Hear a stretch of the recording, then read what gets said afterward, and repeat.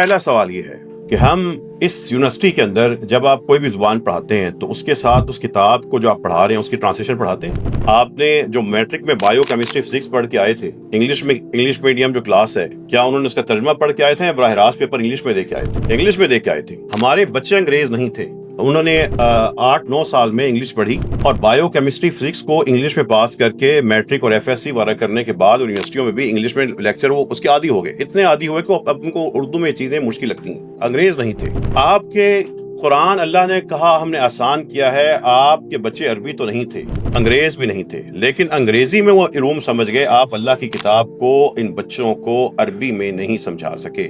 آج کی نشست یہ چیلنج ہے ڈپارٹمنٹ آف اسلامک اسٹڈیز کے لیے، اسلامی جماعتوں کے لیے، ماہرین کے لیے، کہ انہوں نے انگلش والوں نے دھڑا دھڑ کتابیں تیار کی، سلیبس تیار کی. آپ کے پاس کیا ٹرانسلیشن آف ہولی قرآن؟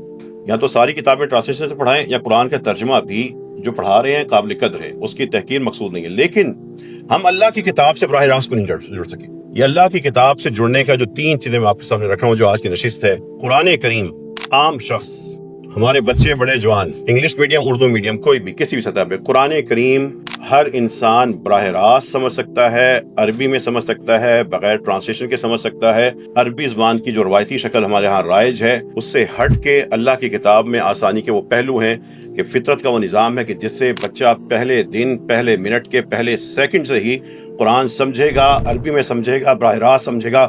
درمیان میں نہ ٹیچر، نہ ٹرانسلیٹر، نہ مولانا، نہ قاری صاحب، نہ فلاں، نہ تیرا ترجمہ، نہ میرا ترجمہ، وہ سب قابل قدر ہیں.